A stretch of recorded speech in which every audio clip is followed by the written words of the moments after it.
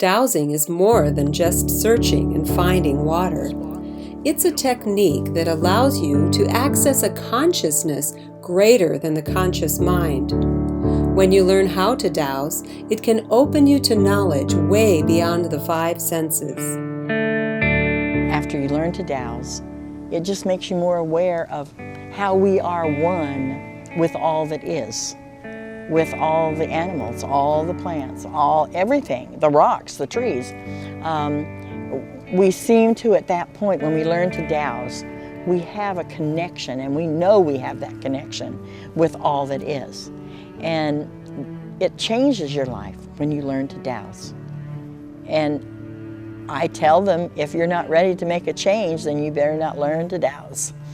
But I encourage people to dowse and to learn to dowse. And I encourage them to most of all learn to dowse for water, because it's an important aspect of who we are and of what we do need in our world is good potable water. And dowsing is more than looking for water, but if you learn how to look for water and you get that experience, it builds your self-confidence so that you can use dowsing for a variety of things that you want to use it for. Whether it's checking for nutrition, finding lost objects, clearing energy and space, the list goes on. With a little bit of instruction and practice, anyone can learn to be a good dowser. The dowsing techniques are a gateway to knowledge, energy, and subjects that may not be obvious to the conscious mind. When you learn to find water and really get the kinesthetic feel for the water, then you can apply that skill to other areas, like locating minerals, finding lost objects, gardening and farming, energy healing and clearing, decision-making, checking the quality of your food and supplements, as well as answers to all kinds of personal questions. Subtle energy is the energy that is detected by bioantennas as opposed to electromagnetic energy, which is detected with metallic antennas. Each person is a bioantenna.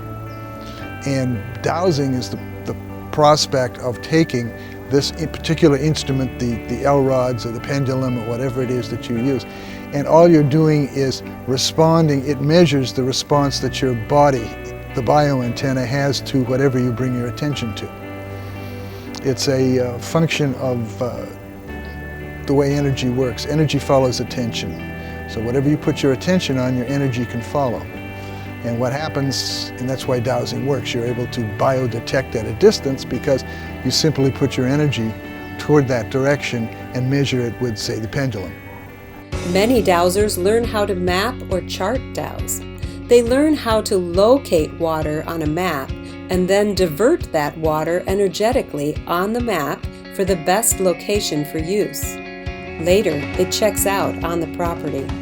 If a dowser can do that, imagine what else dowsing can be used for. Come to the conference and find out. So you don't necessarily have to be a dowser in order to benefit from this, because all the topics are about, self-awareness, consciousness, and metaphysics. At the conference this year, you can experience presentations about sacred sites. What are the energies that make them sacred? I do like dowsing for sacred sites. That's one of the things I do help people do, especially find burial grounds and buildings and sites like that. Mostly because we want to find burial grounds, especially if they're indigenous ancestors. We want to make sure they don't get dug up and stuff like that. So when people ask me, I do that. And also finding sacred sites. There's lots of them which are buried through time and space and history. And finding them is really important, especially as the planet becomes more awake and more alive and more aware of itself. These places become a necessary tool for our own evolution. Learn and share experiences about angels, spirit guides, divas, fairies, and nature spirits. That was there in the land, and it wasn't really a tame spirit. So by putting the monasteries at certain spots, they pinned the spirit down to the thing. Oh, wow. I particularly enjoy is working with nature spirits, and these obviously are energies that exist at a different frequency, and oftentimes we can take pictures of them, but the average person does not see them. But in my workshop, as I led the other day, I take people down and you quiet your energies, get yourself focused, cleared, and you can actually begin to perceive and work with these little beings such as fairies and divas and things of the angelic kingdom. And in my workshop, we actually pass them around from person to person. Each person could feel the change in the energy shift. They could douse them. They could also feel the coolness in their hands. So it's certainly a wonderful validation that we're communicating more and more with other realms. You can learn about animal communication. Talk with specialists about herbs, essential oils, and flower essences. Get an aura photograph and reading. Learn about radionics and chakra balancing. Learn how your body interacts with unseen energies.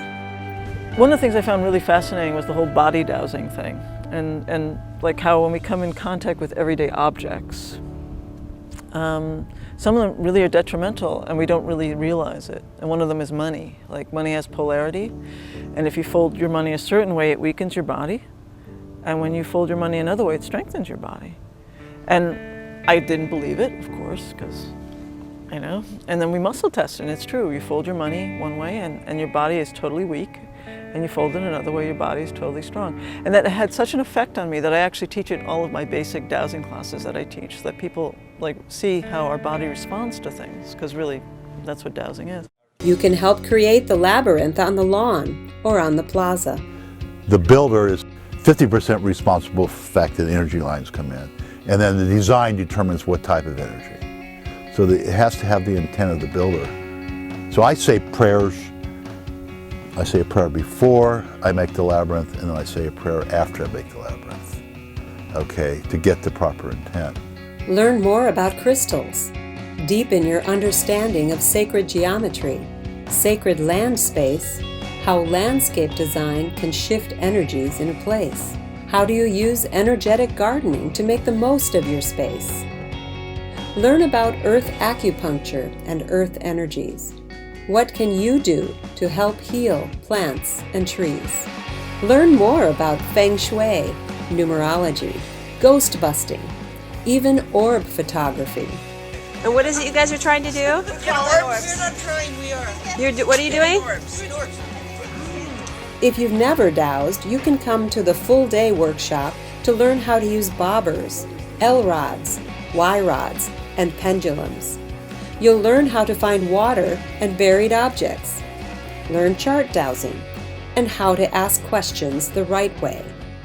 If you already know how to dowse, learn new techniques and applications from other seasoned dowsers.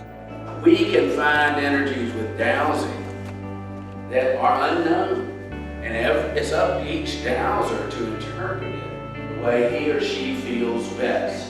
We also offer a special 2-day beginners workshop for kids of attendees. That is it safe for me to douse for this? Is it safe for me to? So this is a very important question you can use every day for a lot of different things. This mystery school is for kids 6 to 12 years old, offering a wide variety of activities and fun. Kids and adults are taught by the same presenters, and teens benefit from individual instruction. Let's ask the question of, is this tree 0 to 50 years old? Set between majestic redwoods and old oaks, the conference enjoys a beautiful setting with coastal views and fresh air on the campus of UC Santa Cruz. When you're not in class, you can check out the vendors area in the plaza, learning about cool stuff. You can walk your choice of 2 different labyrinths, take a break to enjoy nature, or just exchange ideas and experience with others of like mind. Evenings offer a variety of special presentations and hosted hospitality with a special raffle every night. Many consider this summer camp for dowsers and look forward to reconnecting with friends and peers. This year celebrates our 36th year for the West Coast Dowsers Conference. So join us and discover something new for a fun, expansive July 4th weekend at the Dowsing and Metaphysics Conference in Santa Cruz. For more information and registration information, go to dowserswestcoast.org.